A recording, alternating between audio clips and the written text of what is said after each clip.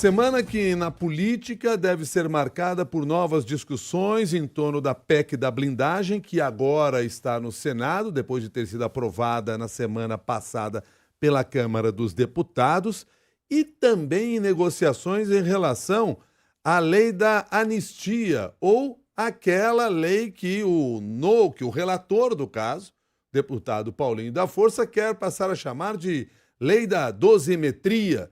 Aliás, dois projetos que foram alvo de manifestações neste final de semana, com as duas mais fortes ocorrendo em São Paulo e no Rio de Janeiro, mas também com mobilizações que ocorreram em diferentes cidades brasileiras. Para conversar conosco sobre estas questões, nós convidamos o Leonardo Barreto, doutor em ciência política e sócio da consultoria de risco Think Policy. Leonardo Barreto, muito obrigado pela gentileza de ter aceitado o nosso convite. Um bom dia. Bom dia, Milton. Bom dia, Cássia. É um prazer estar aqui com vocês. Bom dia. Como que a gente pode avaliar o impacto que estas manifestações do fim de semana terão na opinião de parlamentares, seja na Câmara dos Deputados com a lei de anistia, seja no Senado com a PEC da blindagem? Olha, Milton, eu acho que no caso da PEC da blindagem, ela entrou no congelador, né? Porque as manifestações elas foram muito significativas.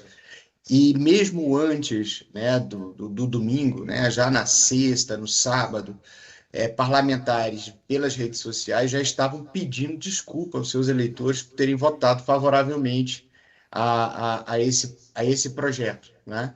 E aí me parece que, de fato, essa agenda ela não vai prosperar, né? Pelo menos não num curto prazo.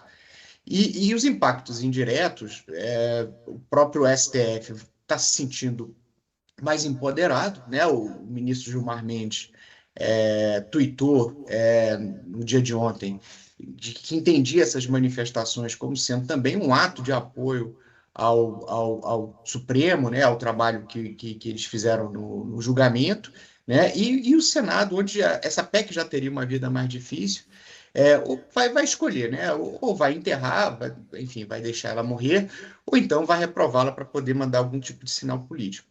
Na questão da dosimetria, aí a gente tem uma situação mais complicada, né? Porque, embora as manifestações tenham sido também focadas no enterro, né, dessa discussão sobre anistia, ali já existe uma movimentação do Centrão de dar pelo menos algum alívio para uma parte das pessoas que participaram lá dos eventos de 8 de janeiro. Então, nesse caso, a gente tem que dar uma olhada. A princípio, já havia uma articulação bem feita por parte do Centrão para tirar isso da mesa, né, fazer algum tipo de aceno ali para a direita e tentar, com esse discurso, se aproximar de uma ideia de moderação, né, da direita no Congresso. E isso está ligado não apenas para atender eleitores bolsonaristas, eleitores mais à direita, mas também para tentar retirar um pouco do peso sobre a pauta do Congresso, né, e permitir que o Congresso trabalhe outras agendas. Agora, no caso desse projeto, que agora vem sendo chamado de projeto da dosimetria, né, no lugar de projeto da anistia, o senhor acredita que, se ele avançar de alguma forma, podendo inclusive beneficiar o ex-presidente Jair Bolsonaro com redução de penas, o Supremo Tribunal Federal não vai se opor a esse tipo de medida? Olha, existe um debate aí nos bastidores, né? E aí a gente sempre tem informações de todos os lados, né? Que ele vai rebater, ou que ele vai aceitar para tentar tirar essa agenda de uma vez por todas, né, da pauta.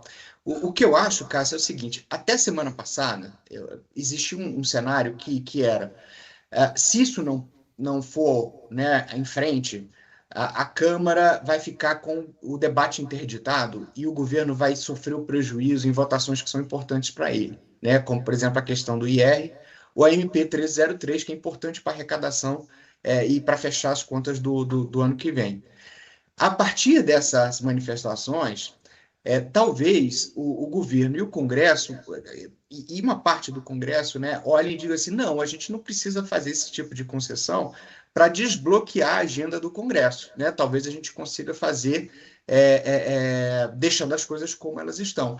E é isso que, a partir de hoje, né, a gente vai poder avaliar e tirar a temperatura aqui dentro do Congresso. Leonardo Barreto, o que explica o fato de uma PEC como essa da blindagem passar da maneira como passou pela Câmara, mas encontrar resistência no Senado? É o comando das duas casas ou é o perfil das duas casas? Acho que são as duas coisas, Milton. A primeira é o comando, primeiro é o perfil, tá? A Câmara ela é mais conservadora, e ela tem segmentos mais focados para o eleitorado de direita, tá? A Câmara também ela se sente mais impactada por ações do STF, né? O deputado Daniel Silveira, o deputado Alexandre Ramagem. A gente tem aí uma série de parlamentares que passaram por processos, as emendas PIX, né, as investigações tocadas pelo ministro Flávio Dino. Você tem todo um contexto que ele pesa mais na Câmara, né? E aí a gente olha um pouco para o perfil, né, da liderança do Hugo Mota e do senador Davi Alcolumbre. O deputado Hugo Mota, ele tem mais dificuldade, e aí eu não vou nem entrar em questões pessoais, questões de liderança. Ele tem mais dificuldade por conta do perfil da casa, né? Ele é eleito por uma base conservadora. Já o senador Davi Alcolumbre, ele tinha um controle do Senado Federal já bem anterior à última eleição.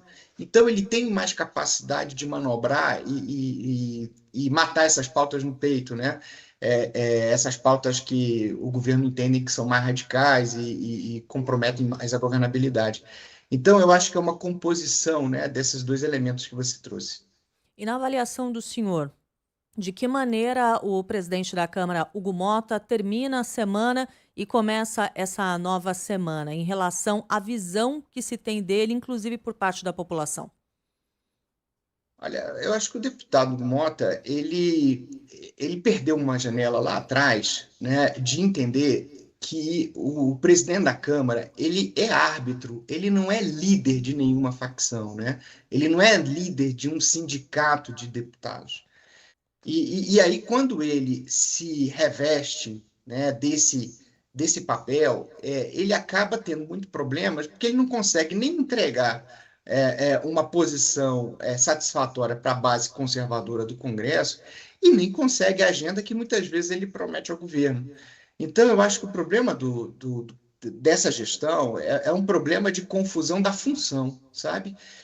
Me parece que o deputado Hugo Mota, ele deve estar hoje com... Ele tem na frente dele duas decisões, né? Ou ele se alinha de vez ao governo, né? Ou ele se alinha de vez a uma base mais conservadora do Congresso. E qualquer opção que ele fizer vai ser muito ruim, porque ele vai ter prejuízos importantes, né? Talvez ele tivesse que avançar no projeto inicial da eleição dele, que era reinstitucionalizar a presidência da Câmara, como árbitro, né? Deixe que o governo, deixe que a oposição construa as maiorias para as agendas e ele passe a se portar apenas como um árbitro do jogo político que ocorre ali na Câmara.